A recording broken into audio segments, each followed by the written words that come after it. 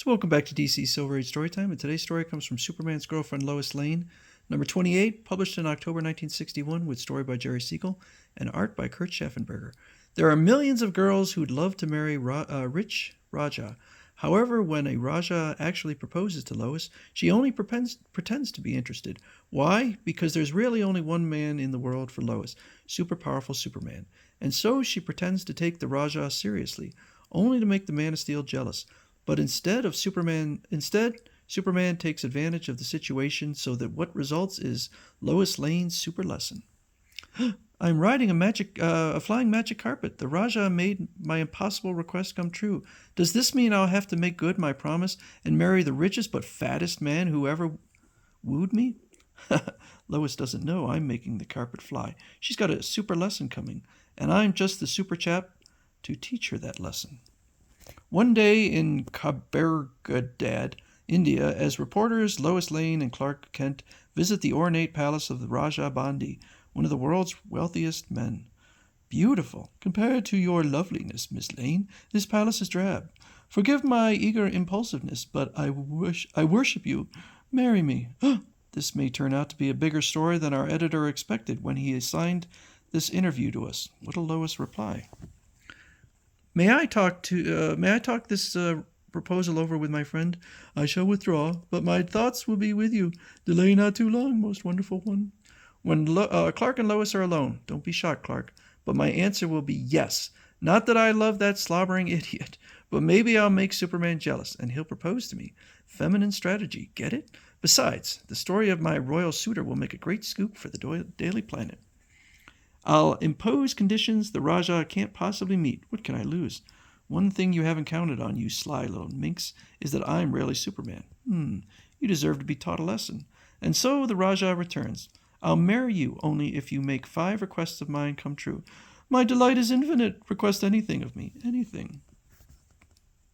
I have read in the newspapers that a terrible tiger known as Fanged Terror has slain 100 of your subjects. Personally capture him with your bare hands if you want to marry me. Why do you hesitate? Have you lost interest in making me your bride? No.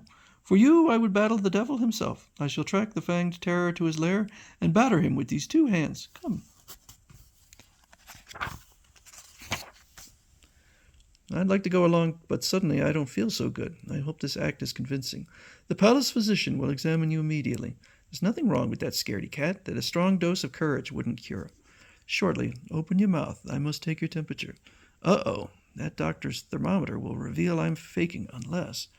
Rapidly, Clark super rubs his tongue back and forth across the bottom of the thermometer in his mouth so that the friction's heat raises the mercury.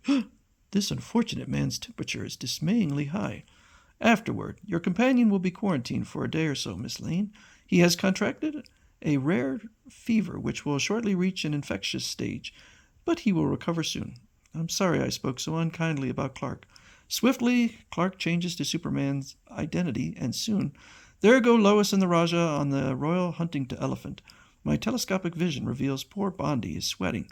He must regret his rash commitment. The poor guy needs my super help. Super swiftly, flashing ahead of the hunting party, Superman locates the animal they search. Excuse this light tap, fellow. It'll take some of the meanness out of you.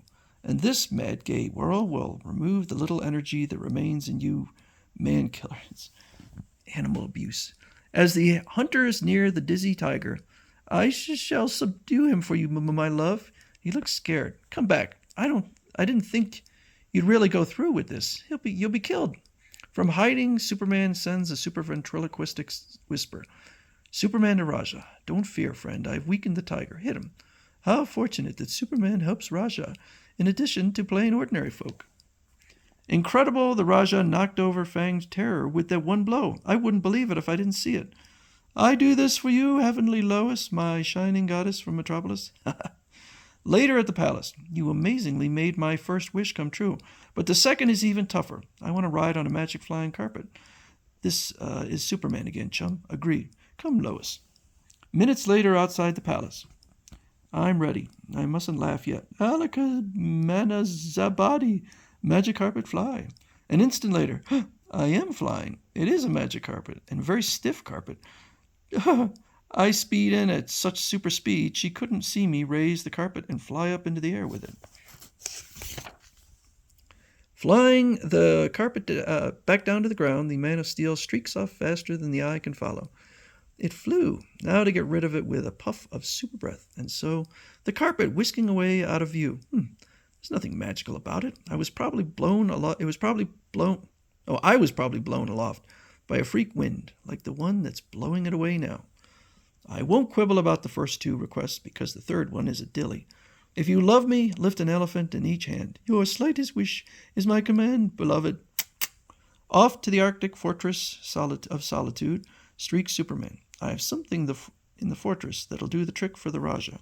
Returning to the palace, Superman shines a weird device at two elephants. They are shrinking before my very eyes, Superman. This is a replica of space villain Brainiac's shrinking ray.